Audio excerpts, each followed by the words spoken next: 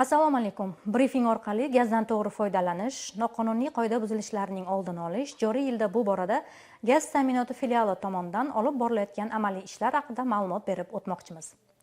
Hududgaz Buxoro gaz ta'minoti filiali hamda filialning moddiy resurslaridan oqilona foydalanish va korrupsiyaga qarshi siyosatni amalga oshirish bo'limi xodimlari bilan hamkorlikda tabiiy gazni ishlatganda qoida buzilishlarini aniqlash, noqonuniy holatlarning oldini olish, suyultirilgan gaz ballonlaridan to'g'ri foydalanganlik holatlarini o'rganish maqsadida bir qator red tadbirlari tashkil etildi. Shuningdek, xodimlar o'rtasida korrupsion holatlarning oldini olish uchun esa tushuntirish targ'ibotlari o'tkazildi.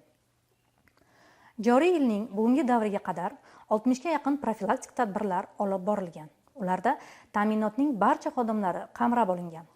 Ma'lumki, 2016-yilda korrupsiyaga qarshi kurashish to'g'risida qonun imzolangan bo'lib, qonunning maqsadi korrupsiyaga qarshi kurashish sohasidagi munosabatlarni tartibga solishdan iboratdir. Tushuntirishlar davomida ushbu qonun mohiyati haqida batafsil ma'lumotlar berildi.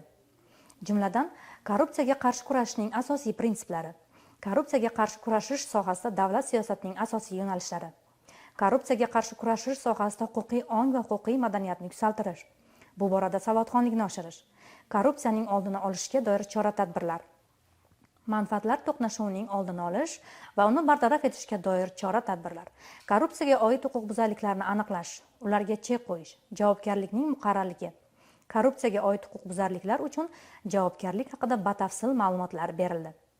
Xodimlarning ish faoliyati samaradorligini oshirish, noqonuniy holatlar aniqlanganda zudlik bilan tegishli idora vakillariga murojaat qilish to'g'risida ko'rsatmalar berib borilmoqda.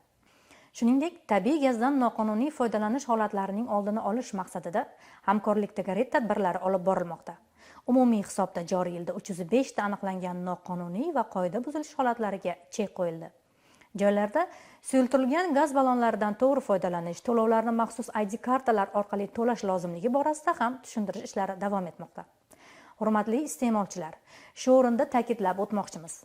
Yetkazib berilgan suyultirilgan gaz uchun to'lovlarni naqd pulda emas, balki ID karta orqali amalga oshiring.